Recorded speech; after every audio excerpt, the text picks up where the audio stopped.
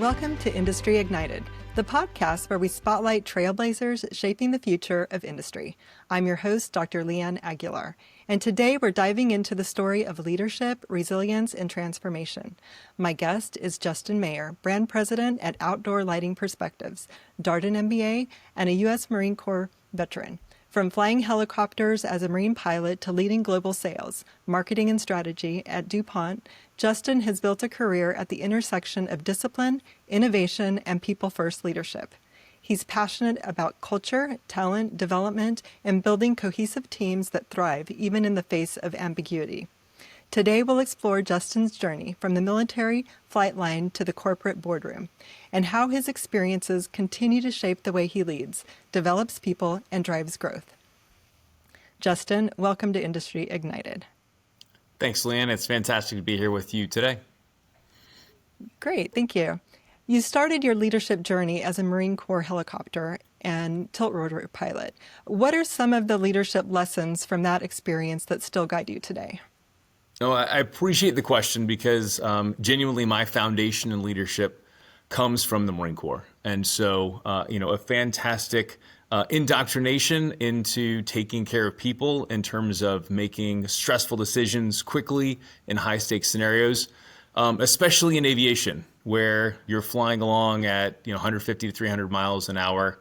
Across all the Marine Corps, and certainly for me, a huge element is servant leadership. So, in the military, Marine officers eat last.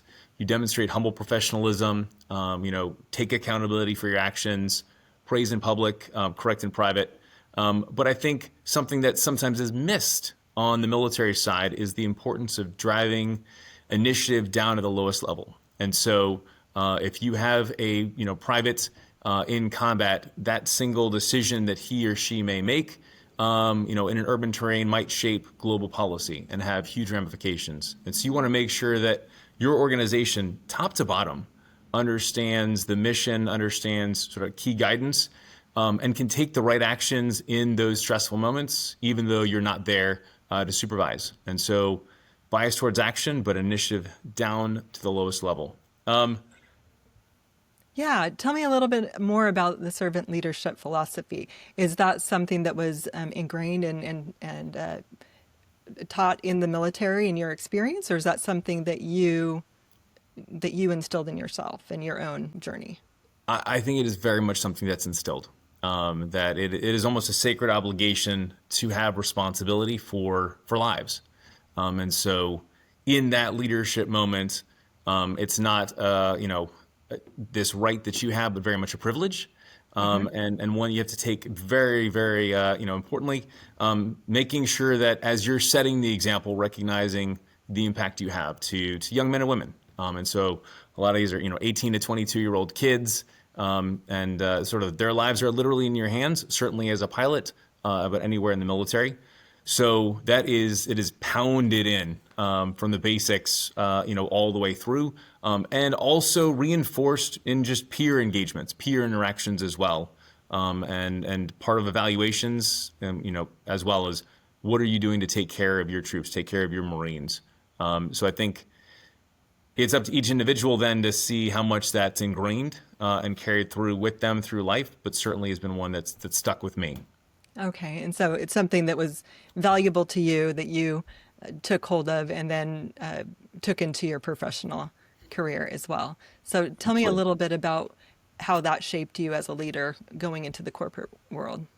So I think going into the corporate world, I hear from a lot of veterans as they join organizations that they are looking for that brotherhood or sisterhood. They're looking for that I have someone out there who's going to have my back, and I'm looking to take care of the people around me.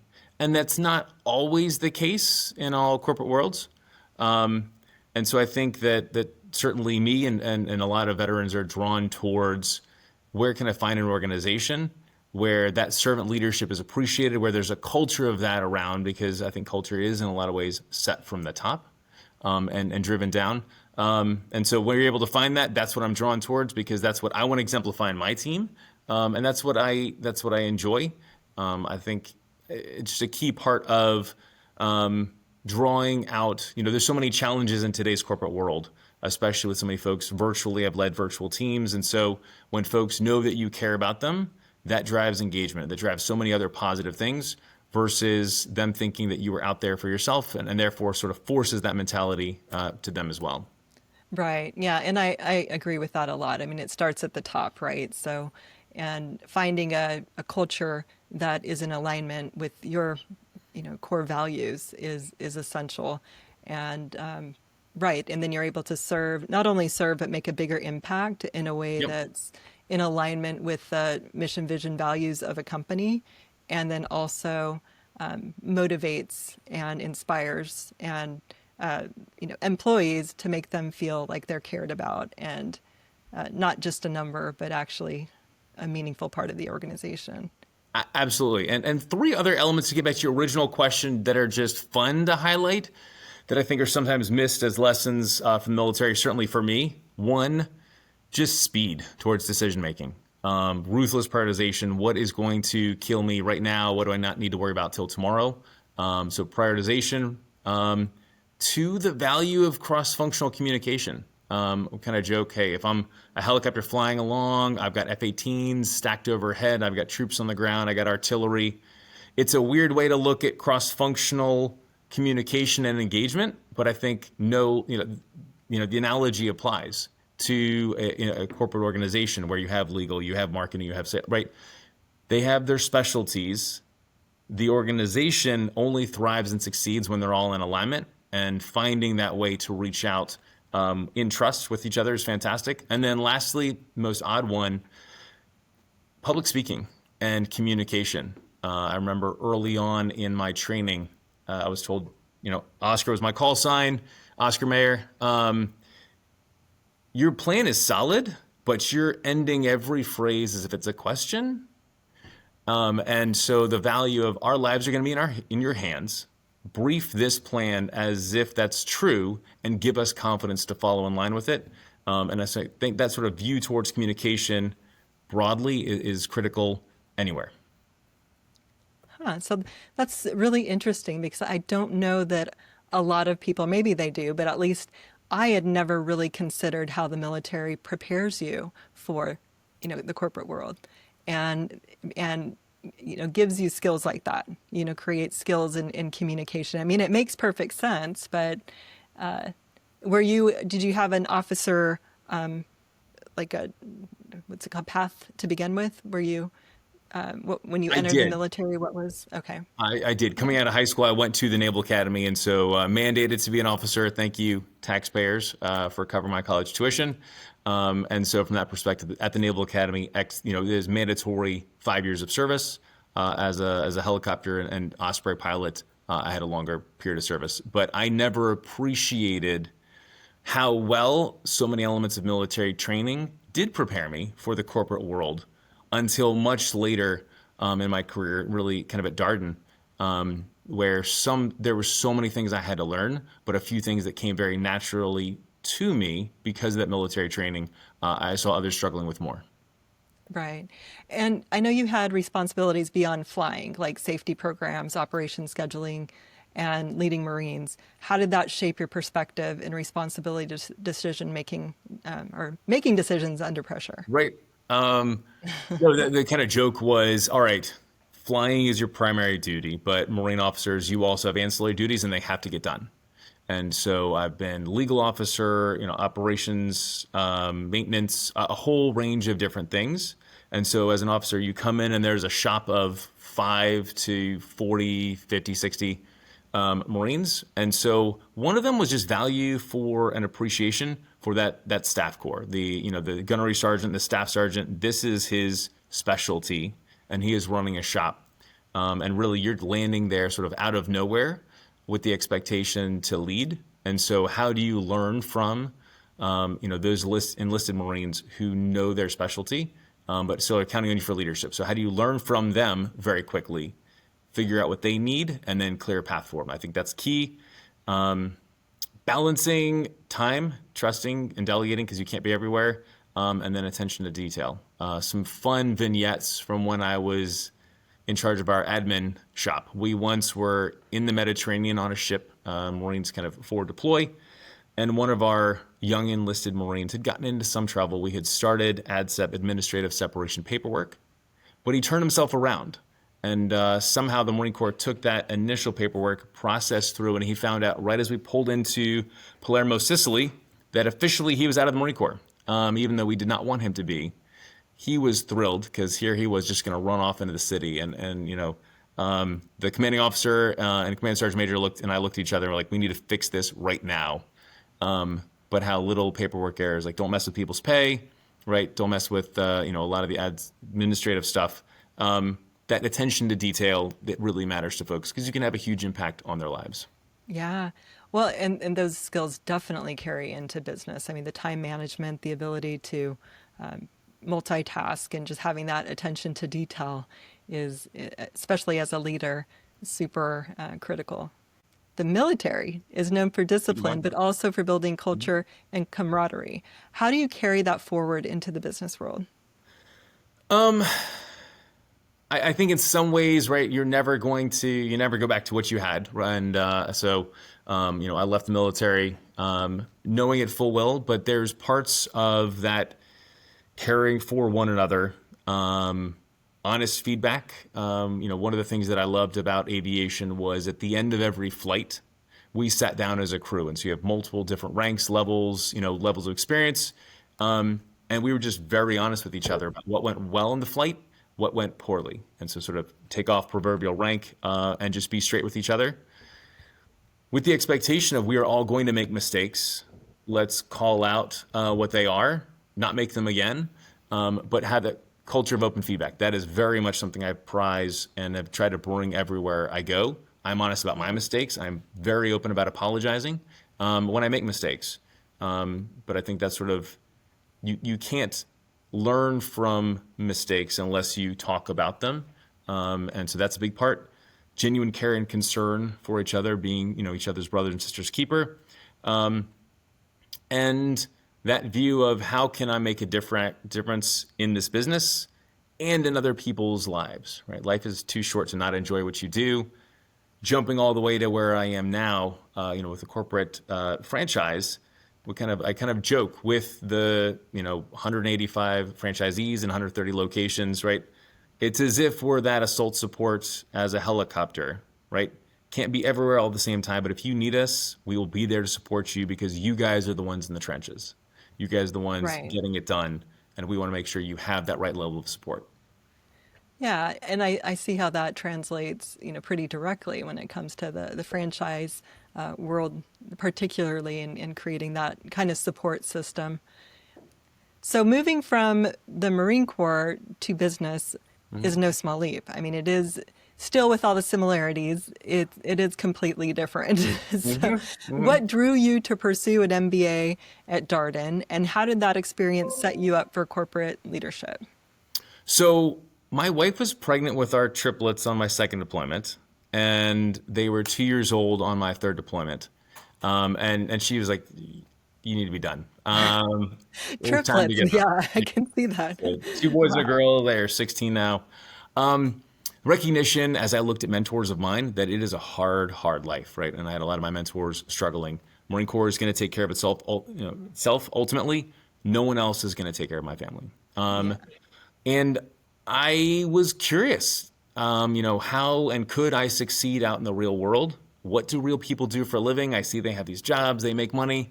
So I wanted to learn. And so I intentionally sought out Darden. It has a reputation for making you work hard, so case methodology, general management focus, and all those were appealing to me because with the time I had, I wanted to learn as much as I possibly could.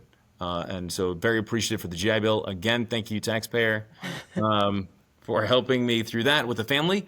But that experience taught me so much, just opened my aperture to all these different careers and paths and things you could do to try to still make a difference in the world, even out of uniform. And that was important for me. Yeah. And so I'm hearing that you're attracted or drawn to rigor as well. Is that an accurate assessment? I think it's accurate, right? Everyone has, their talents and the things they enjoy. And so I like learning. I like pursuing, and I don't mind grinding a little bit to get better. Again, I think that gets back to the leadership side of if you're going to be in a position of leadership, you had better be worth it. You better be worthy of it, and it's not just going to fall into your lap. Yeah. And so moving on into your corporate life, you joined DuPont's leadership development program and went on to lead across global sales, marketing, and operations. What were some of the defining moments or projects that stretched you the most in that capacity? I was really privileged to have an opportunity to pursue passions and explore all across. I had roles as an internal consultant in long B2B sales chains, in operations, marketing, strategy. Two that I'll call out, just because they're classic right down the line, but was fascinating for me. One was that first sales role that I had. So it was within our Nomex business. We make fiber that gets turned into yarn, into fabric, garments, and in my case, selling through to the North America military value chain for Nomex flight suits. It happened to be what I wore every day as a pilot, this fire-resistant, kind of classic green flight suit. But to learn how to, that B2B sales process, how to engage with the end user and create pull-through through this very long value chain, government contracting, it was just fascinating to be on the other side and realize all the work, science, and cooperation it took from this large industrial value chain and the government to deliver great life-saving equipment to Marines, troops, airmen, et cetera, out in the field. And so it was very fulfilling to see that fully come together, whereas as a pilot, I just showed up and, Flightline gave me the equipment, gave me the gear. Yeah, you just put on what they gave you. But Right? that's very interesting. Yeah, that is super interesting how that came like kind of full circle, how you were first, or experiencing wearing the gear, the equipment and the apparel, I guess the flight suits, and Yep. then to the manufacturing side and to the understanding the fabrics and the what went into it and the entire supply chain surrounding that. I think it probably gave you a lot of, a leg up just knowing how it felt and what How the the end user perceives it. What do they yeah, need? exactly. Like, Absolutely. right. Absolutely. Having experienced firsthand, Right. wearing the flight suits in actual flight and what the limitations were and how you can improve them, et cetera. So Agreed. that's really, really interesting. Yeah, it was fun. From there, I then took an operations role. I won't go into all the details there, but one of the defining features was everyone on the corporate side said nobody from sales and marketing goes into the plant. Nobody becomes an area manager. It is crazy hard, and blood, sweat, and tears. Everyone tries to go from ops to the corporate side. But I knew that as a salesperson, I'd be frustrated at the plant to say, where's my stuff? Where's my product? Just get me my product. How hard can it be? And I was like, there's probably more to it than that. Why don't I go into the plant and see what it was really like? And that was, again, enormously illuminating to, in a high hazard process, heat and acid, you're working with the union. How do you ship out things, and how does sales and the commercial side make your life harder, frankly, by not recognizing that cross-functional key elements. So that was just fascinating to learn. Yeah, yeah, I can see that. That very valuable. Yep. And innovation in general is a theme in your career. So especially like going back to the Kevlar XO and large scale product launches, how do you balance driving innovation while maintaining operational discipline? So it's a big question. And certainly with DuPont, there were initiatives that, design and science for 15 years, working to bring something new to the world. Kevlar XO it is not Kevlar. It is a brand new fiber and was one of those 15, 20-year innovations, where I had the privilege to take it from that test facility to building a commercial plant, designing the entire launch plan, getting some government funding to help support it. So innovation and operational discipline, I think one of the keys as the commercial leader for that was understanding the interconnection between functions. I've seen, and I'd seen in other places in my career in small ways, dysfunction in large organizations and lack of trust. It's hard to launch a product if sales never believes it's going to be ready on time and that it's not going to live up to what marketing is spinning it to be, and doesn't believe the plant's going to have it ready on time, right? And similarly, there's ways that other functions struggle to trust, right? Hey, we're going to launch it, but is sales going to have anything? Are they actually going out there and briefing it? And the plant's saying, like, can we run it in sufficient quantity? All those elements. I've seen the power also of alignment when everyone comes together. And so that was one of the big things, touching on previous themes, being very upfront within each function, what's going well, what are the unknowns, and how do we de-risk, and be open to share versus being quiet about our struggles and potentially our failures in that little function. So respect through honesty, progress, questions, right? Being okay with questioning someone else and pushing a little harder. And then at the end, a relentless focus on the customer. Is what we're building, this passion project that we've all taken on and invested careers in, is it still really delivering on what our end users need, what our customers need? Or has it sort of taken a life of its own and drifted? Right. So making sure everyone is aligned and then really focused on the ultimate overarching objectives. And that, Absolutely. yeah, is to deliver quality products on time to the end user or the customer. Whether Absolutely. that's a government customer or, another business, or yeah. So Well, tell me a little bit more. I'm curious about the dysfunctions you mentioned seeing. And are those common dysfunctions you've seen across the different organizations you've worked within? And in your ways that, like, your approach, you mentioned, you talked a little bit about your approach, but your approach to bringing everyone into alignment and overcoming some of those dysfunctions. So one of my last roles in my previous company was in home improvement. And so, we sold products to big box stores, Home Depot, Lowe's, that sort of thing.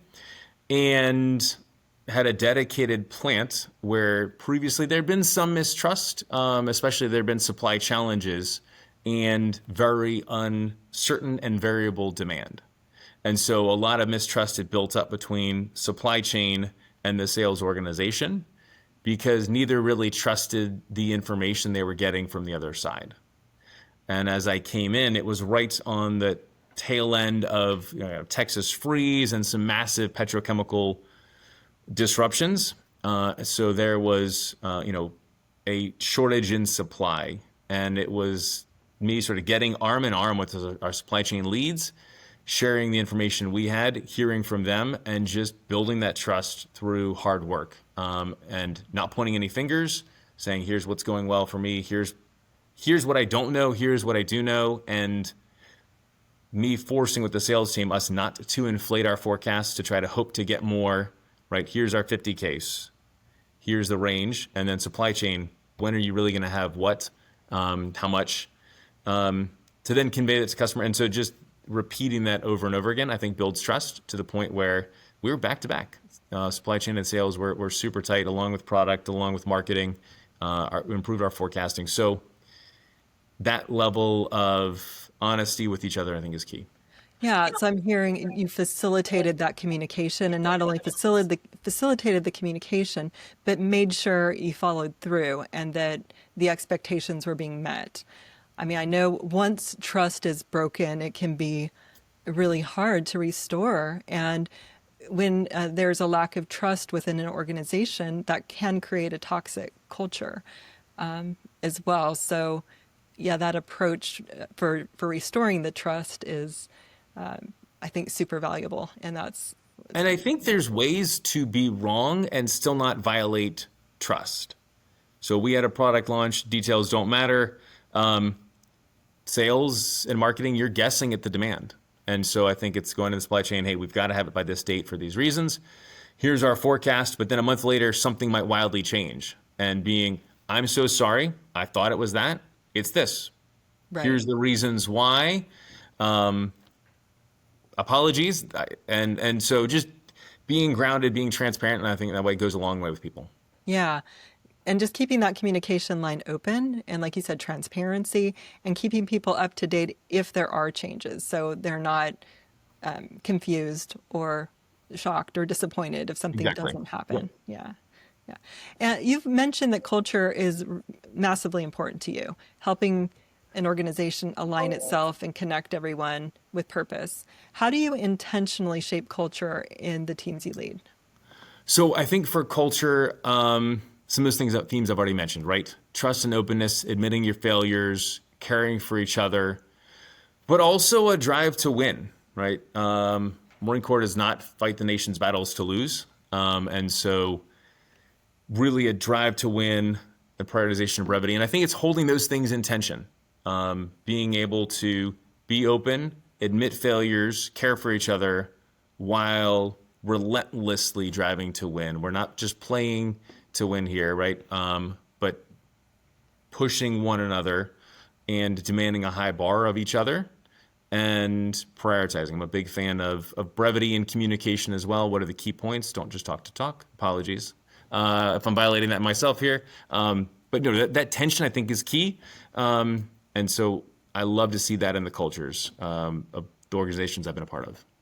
All right. So just really having a high expectation and yeah, holding that bar high, like you said, and making sure that teams stay motivated and just leading with power and that drive to win is what I'm hearing. Yeah. And Absolutely. do you experience resistance with that? I mean, how do what do you do if there is resistance within a culture?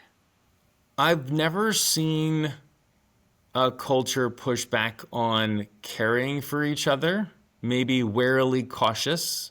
But I think that you have to set the example and you have to demonstrate it. And over time, folks will come on over. I think the trust and openness, especially in admitting your own failures, is tough for some folks because they expect to get in trouble. And so I have said that in all the one-on-ones that I've ever had. Few things you can do to make me genuinely angry, but sitting on a problem because you're afraid of telling me when we could address it early is one of them. And I'll be very straightforward about that. And I also speak about my own failures. I said, apologize if I've made mistakes. So make that clear. That is the expectation as well. I think is a key. And then, yes, on a drive to win in a high expectations, you're always going to have some folks who they may have clear passions, but it's not in the field that you're in. It's not in the business you're in, and that's okay. We can have honest conversations around that. Prioritization and brevity is probably the toughest one to get to the heart of something quickly and move along. I think that's part of being a pilot too is flying at 300 miles an hour. I don't have all day. Right. You're on course and yeah, you have somewhere to get to. Absolutely. And right, that makes sense. And I think that you made a good point about just the ability for people to feel comfortable speaking up and taking action sooner rather than later, or bringing up an issue sooner rather than later. Because if you don't know that something is wrong, how can you address it? How can you fix it? Absolutely. And I have definitely seen situations inside of companies and teams where they are afraid to bring up issues. They have fear of the leadership for whatever reason, and that just creates more problems, right? That self-muting, I think, is just killer for organization. And I think it can come in a lot of different forms. Sometimes it can come in over-optimism, right? A briefing that someone does, no one knows what was really covered, and everyone's like, that was amazing. I really appreciate it. Versus a respectful, kind, but clear question to, I didn't understand element X and how it applies to Y, right? Some of those I think can get to the heart and maybe draw out something that is critical for everyone that they didn't get in the presentation, right? So not over flattery, nor hiding your own mistakes. Yeah. And for the leaders to be able to admit to mistakes, I think that's crucial as well, just because they are the example. And if there's humility and I think that's part of the servant leadership as I well. think it It's is. just humility. Um, then you come across as, a real human, a person who's not perfect, and Right. others feel more comfortable than also admitting to their mistakes and flaws. Yeah. Exactly. So at DuPont, you led MBA recruiting and talent development. What's your approach to developing people and spotting future leaders? So for all the candidates who are coming, I always call out three things. One that we were looking for in candidates, right? One was leadership, demonstrated leadership. Two was horsepower and whatever that area of business might be, and the third was fit. And I think that applies very much in developing people and spotting future leaders as well. Is are they the right balance of those three things, and then also balance of head, hands, and heart. The intellectual rigor of the head, the engagement, activation, and execution of the hands, and the care for people in the heart, trying to keep those in balance. And lastly, in spotting future leaders, a lot of it was, are they just hungry for responsibility and learning? If they're out there and they're hungry for those things, then I think you can adapt and learn to get good at whatever the thing is you need to do. I've had the privilege of playing in very different markets and in very different roles because of that hunger. I think it's hard to be a leader if you don't exhibit those talents. Yeah, those are That's a great framework and characteristics to look for. Question: do you see a difference between generations as far as having that hunger for responsibility? Out of curiosity. That's a fascinating question. I would say that I have seen similar characteristics across all generations, but that the newer generations are more open about when they don't find fulfillment versus playing along and hoping they'll find fulfillment later. And so they're more clear about sort of their own career opportunity cost and whether something is worth it to them or not. So I think that's in some ways a good thing. It's a challenge for leaders to drive that engagement, but at least they're being honest about that.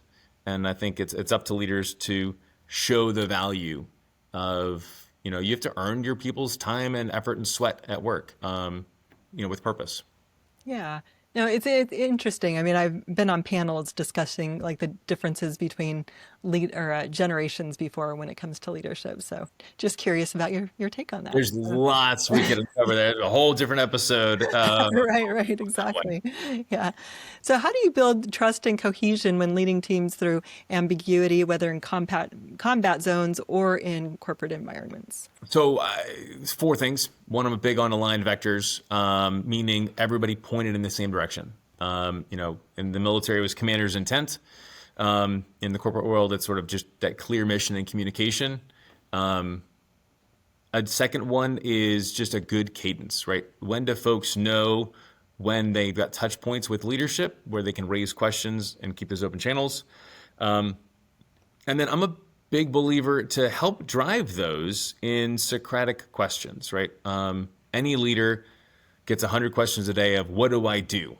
Here's my problem. What do I do? And I think the easy fault of leadership is to answer that question.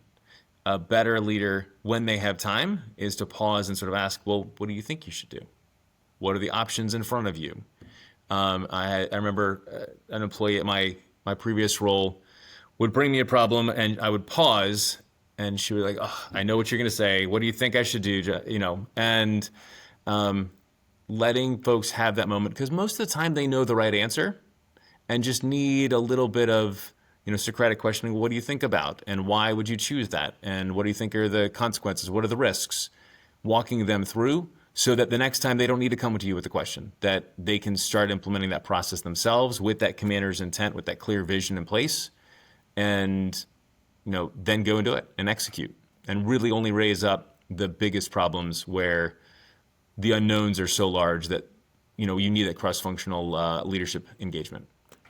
Yeah, so I'm hearing really empowering. That's empowering the employees as well to look within, because people are resourceful. And a lot of times they're not confident about their own resourcefulness. But like you mentioned, I mean, they usually have the answers themselves, and it's just empowering them and giving them that confidence to, speak up and develop their own, I guess, well, it's develop their confidence enough to then draw upon their resourcefulness and drive answer their on. own questions. Yep. Yeah. And Leanne, it is no accident that where I am now was called Empower Brands. When you talk about what are you looking for and culture and finding places that do exemplify exactly that. Yeah. So now, as brand president of Outdoor Lighting Perspectives, you're leading Yes. growth for a franchise brand across North America. What excites you most about this role? Yeah, so Outdoor Lighting Perspectives is one of 10 brands within Empower Brands. And so, get the map right behind me on all the locations.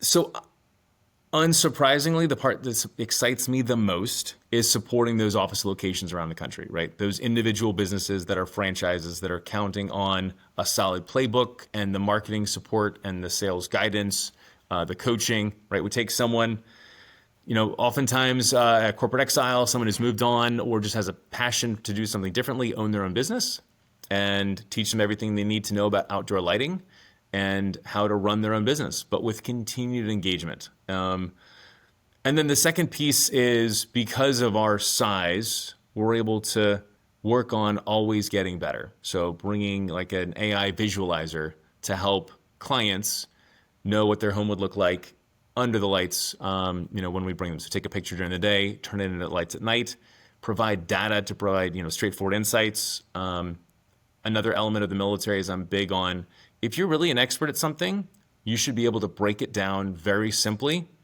in ways for people to quickly understand. And so I think being able to work at a high level, extract data, and then break it down for business owners who have a million things to worry about is another key thing that does excite me.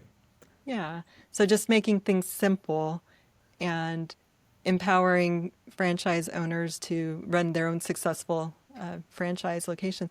How many locations are there currently? So we have over 130 locations sort of nationwide. Okay, nationwide. Is it just U.S. or do you go beyond?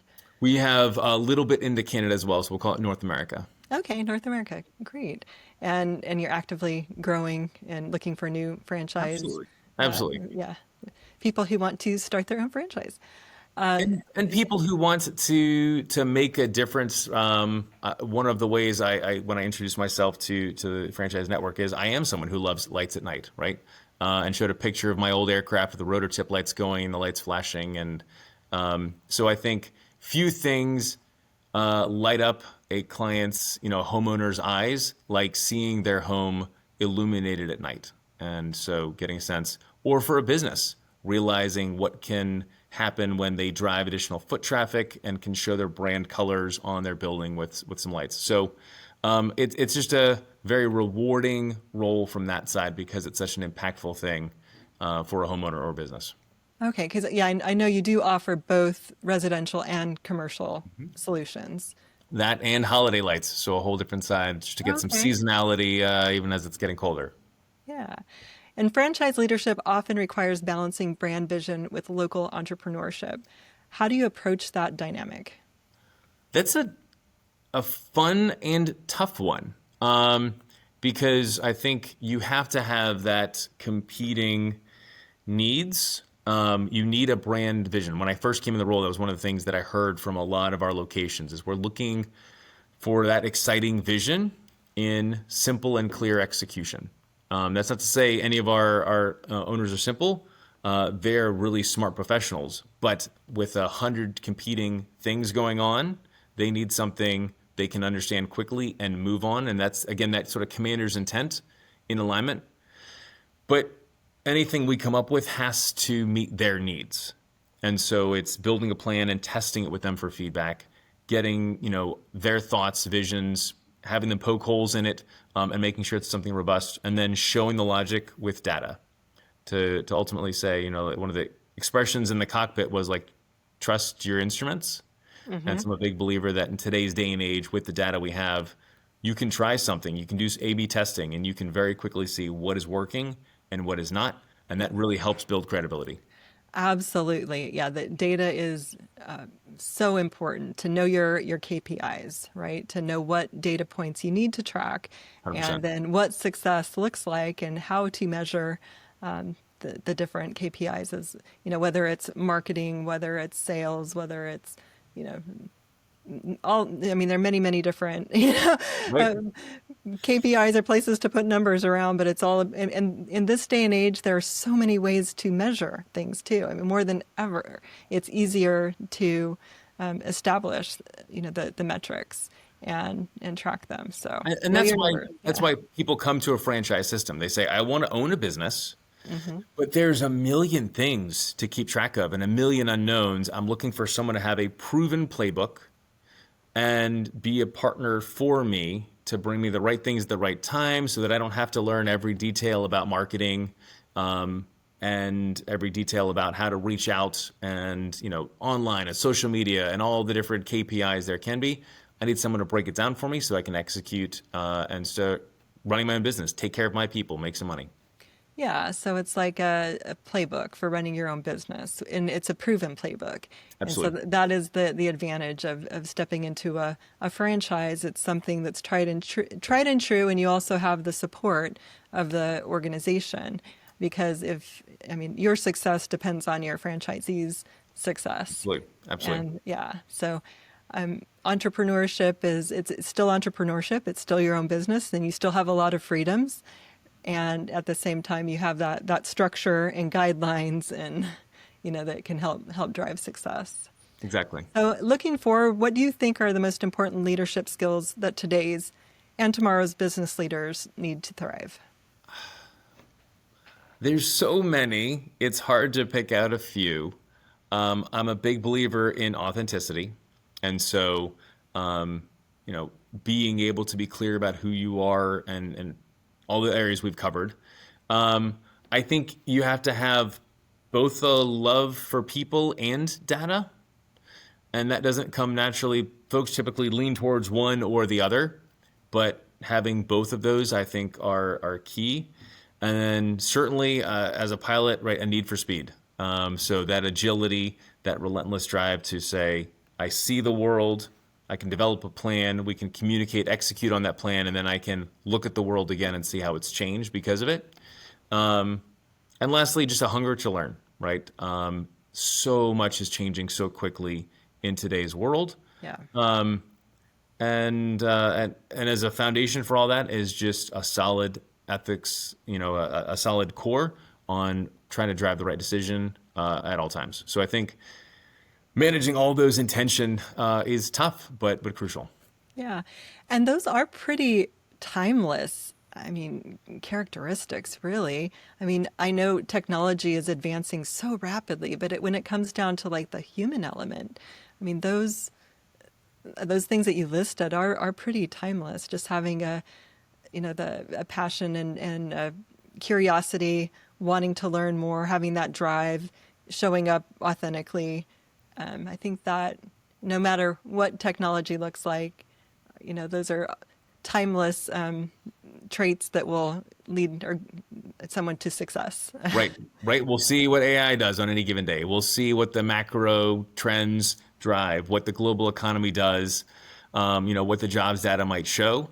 But if you have a tight team that believes in each other, that's open about the feedback, drives each other relentlessly, and cares about one another, I think there's a lot you can accomplish to overcome those challenges. Yeah, definitely. And the need for speed though, in this day and age, I think is more important than ever, though. I think that is something that is probably a little different as opposed to previous generations because things are moving so quickly. The Right. ability to just be agile and pivot, readily at any given, And moment. not being afraid to pivot, right? Yeah. That is the whole agile methodology: is pivoting quickly, learning, testing.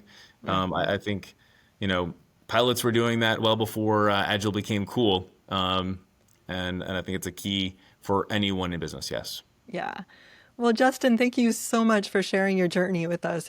I love hearing about your journey Excellent. from the Appreciate it. cockpit, yeah, as a Marine helicopter pilot to global corporate leadership, and now driving growth in franchising.